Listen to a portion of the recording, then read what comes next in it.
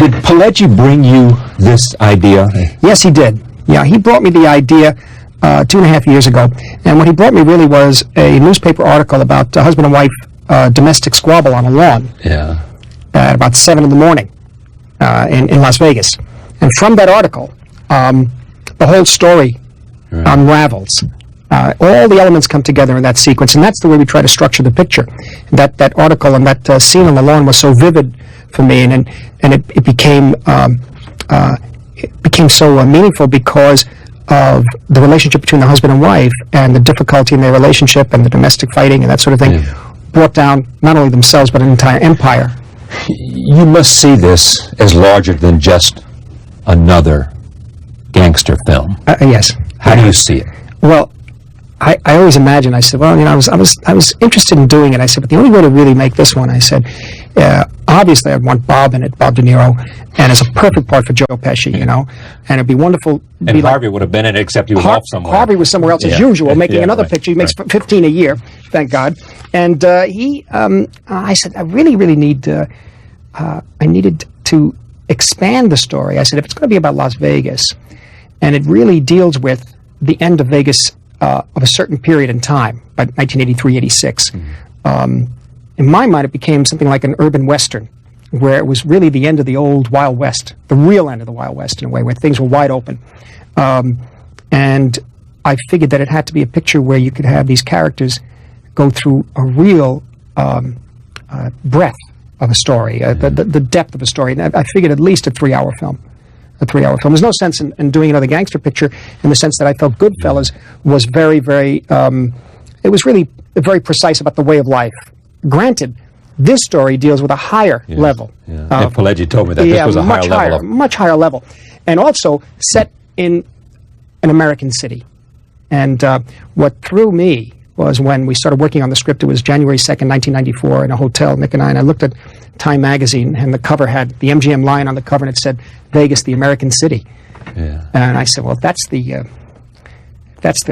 truth, and we got a story. Yeah, we have a story here. This is the American city. Last year, back in November 22nd to be exact, was the 30-year anniversary of one of my all-time favorite movies, Casino, that is near and dear to me. They just put it on Netflix, by the way, so you should go watch it. Watch it, then come back to me. I'll be here, don't worry. This is one of my all-time favorite movies, and I want to talk about it today. Casino is often characterized as a mob movie, as it is definitely that. It is a true story about gangsters and organized crime. However, it is also a Western. It is perhaps the closest that Scorsese has come to making a traditional Western in his entire cinematography. More than that, while Goodfellas is anchored in the character of Henry Hill, Casino lacks a similar hook.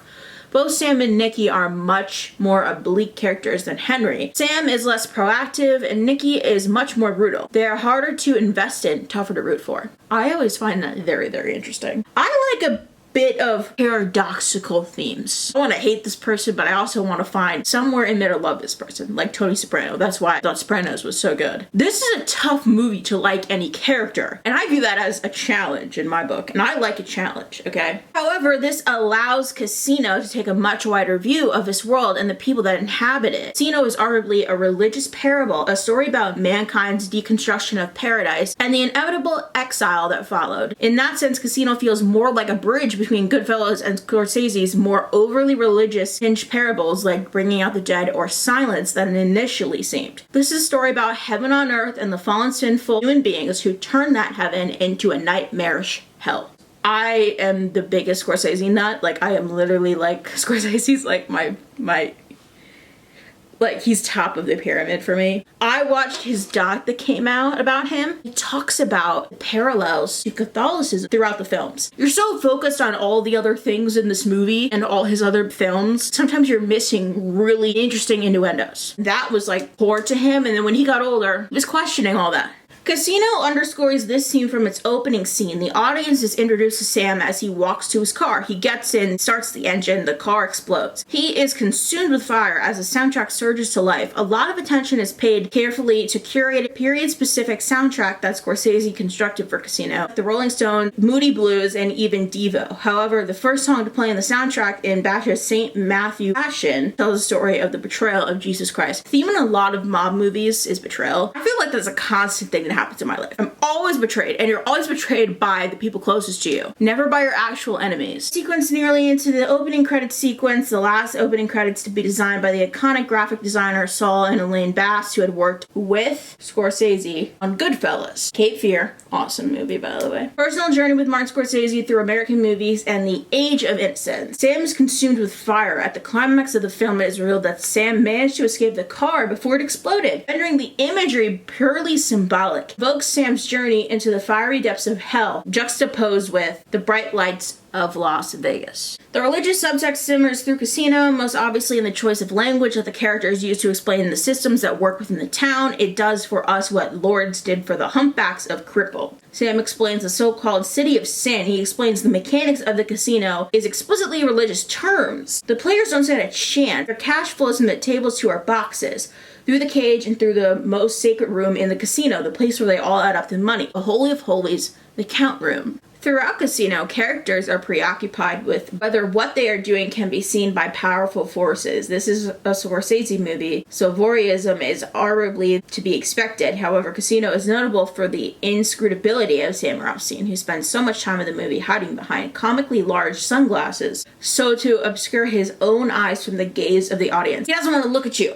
I thought of Johnny Depp in Trolling the Chalk Factory with his very big, obnoxious sunglasses. That guy has so much going on internally. Wear stuff that constantly cover their eyes. They don't want you to look at them. If you don't look at them, you don't see. And they think, okay, if nobody sees me, I can do what I want. And I don't feel bad about it either. The question is whether anybody is watching and whether they have the power to act is a recurring motif in Casino. Early in the film, Nicky's narration introduces the audience to the bosses. These are abstract figures, some legal issues ensured that Casino has to refer to the gangster's Chicago origins using the generic descriptor back home. But it plays into the sense that Casino should be read as a parable, despite the level of research and detail that permeates the film. A parable is a short story to teach you a lesson. Casino introduces these criminal overlords in a shot that looks like something from the Renaissance art. Ian Kersey has explicitly likened the shot to a group painted by Frans Hals. However, what is most striking about the brief introduction is that the bosses themselves seem to be aware of the camera. Even as Nicky talks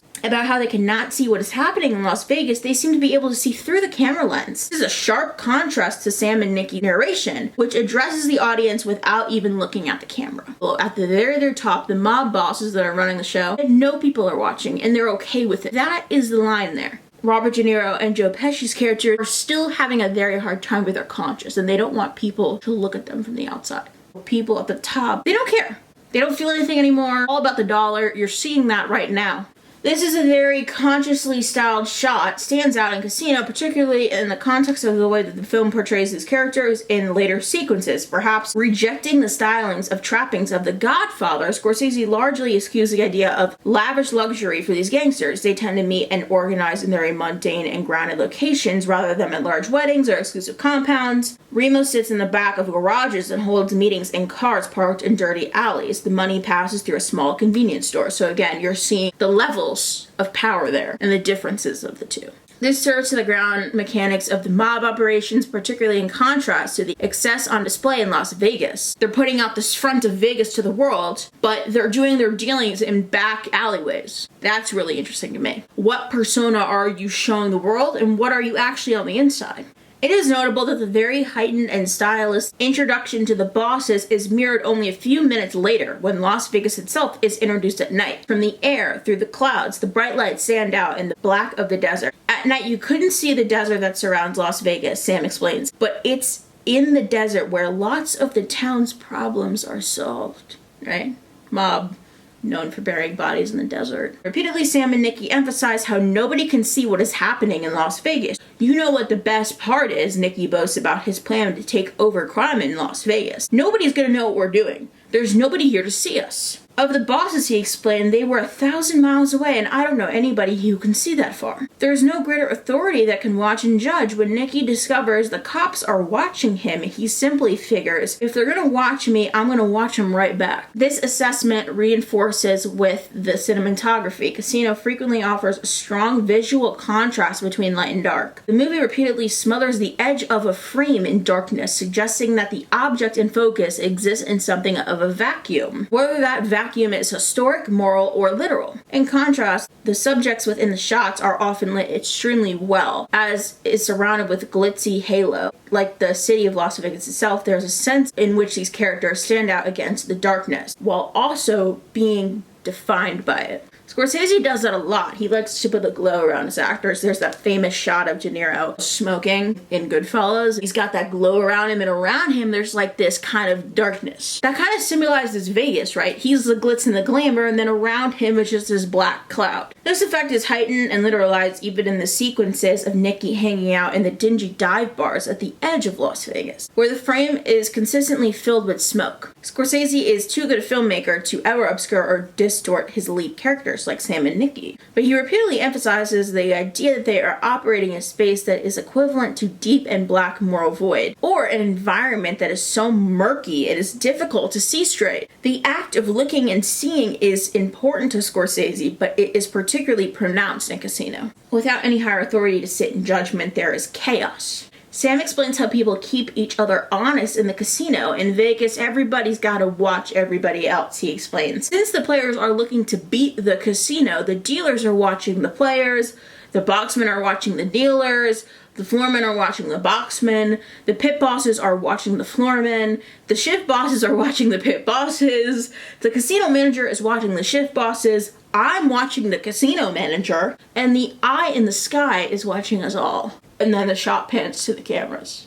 This obsession with looking and seeing ripples down even to smaller character moments and dynamics. Ginger is unable to make a break from her pimp Lester and frequently talks with him over the phone. Those conversations inevitably return to his gaze. Can you feel my eyes on you, he asks. Can you feel me look into your heart? Later in the film, Nicky turns into a high-end burglar, a bit with one particular anxiety. I didn't like the people I was ripping off looking at me, he narrates, so I used to turn their effing pictures around. He has this locker, bunker, whatever you want to call it, safe in his floor in the closet. And before he does that, he turns around all the photos in his bedroom. And then he goes into the closet, pulls it open, takes the money out, puts other money in. These people are dead. These people don't even live in the state. He doesn't want their picture looking at them. Inevitably, the fact that nobody's watching allows for all matter of sin. Without any checks or balances, empathy sets in. The only problem with that, after a while, the bosses noticed that the suitcases were getting a little light. Nicky explains, you gotta know that a guy who helps you steal, even if you take care of him real well, he's gonna steal a little extra for himself. Makes sense, don't it? This is the central paradox of any crime film. The kinds of people who participate in organized are rarely the most trustworthy sorts. This is where the moral commentary of Casino gets interesting, because these criminals are operating unchecked and unwatched. They go increasingly brazen. Casino suggests that such inequality and vice cannot remain in the shadows because if it is tolerated, it inevitably seeps out into the light. The gangsters in Casino are eventually undetermined because they are convinced they aren't being watched.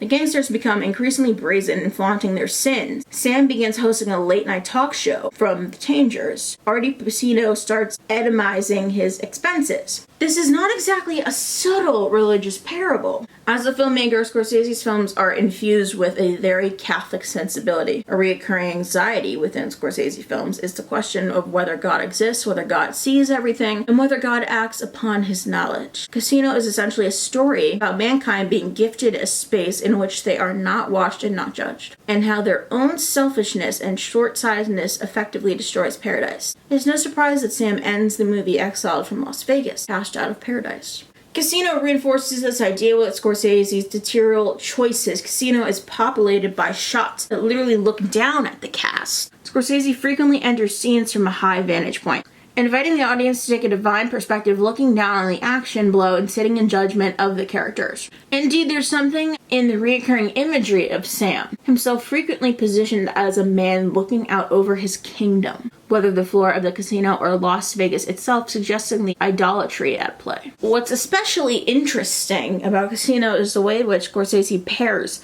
this religious theme with iconography of the Western. They just try to combine two words so they don't make sense together.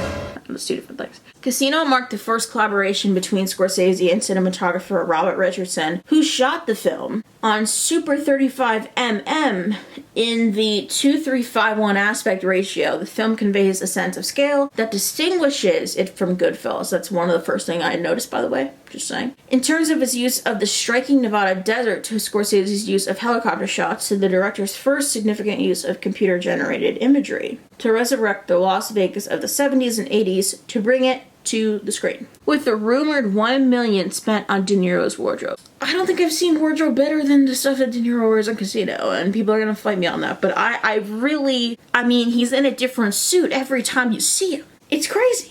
Casino leans heavily into the cinematic language of the Western. This is the most obvious at 2 points of the film, and the first of these, Nicky arranges to meet Sam 100 yards down the road from the casino itself, which translates to the middle of the desert. Meeting in the desert always made me nervous. Meeting in the middle of the desert always made me nervous. Scorsese shoots a lot of the scene in wide shot, contrasting Sam's stylish wardrobe with the wilderness around him. When Nicky comes roaring down the road towards him, the car kicking up dust behind it, it feels very much like a standoff from the climax of a Western. The desert scene is my favorite scene in the whole movie because a lot of it was improvised. I adore Joe Pesci. I think there's something just so special about that man. Pesci, he plays off De Niro so well.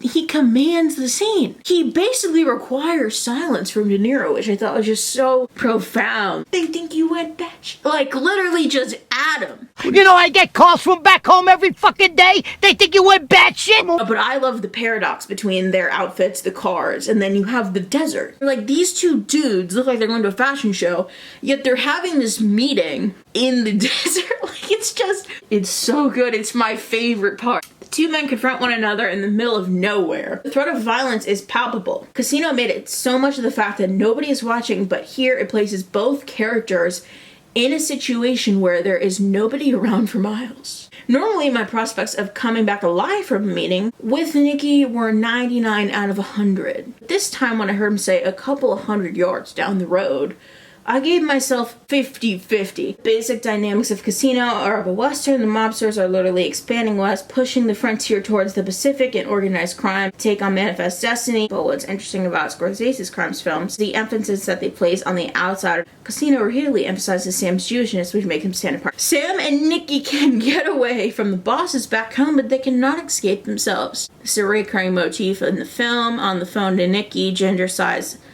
Sam, he acts like I'm the only one around here with the effing past. Nobody in Casino can escape their past. Ginger cannot break free of her old pimp. Signature point of view shot is snorted cocaine from the perspective of the straw. And that's Eighth Rothstein in the nutshell, straw for the film's own addictions. Sam is a straw through the forces of capitalism flow, vacuum for money and power. Sam might categorize Ginger as the love of his life. Love is framed as transactional. Ginger's mission in life was money. For a girl like Ginger, love costs money. Sam is more concerned about the thief, the $25,000 that he is about the reality of his wife cheating on him. He obsesses over how the money was spent. It's fascinating to watch this eat away at him, as if Sam is putting a cash value on his marriage. The film takes great care of emphasis how carefully Sam maintains appearances, down to working without his pants on for fear of creasing them. Even as Sam is honest about the importance of money, Sam allows himself some illusions. Contrast Sam's culture exterior with Nicky's more physical, aggressive approach. Both men are motivated by greed and desire. Both are seduced by both Las Vegas and by Ginger. That's the biggest difference between Nicky and Ace. Is simply honesty. There's a reason Sam is afraid of Nicky, but Nicky never seems afraid of Sam. Nicky is at least honest about who he is and what he does. In the end, none of it was ever enough. They couldn't get away with everything in the end. The whole thing came crashing down.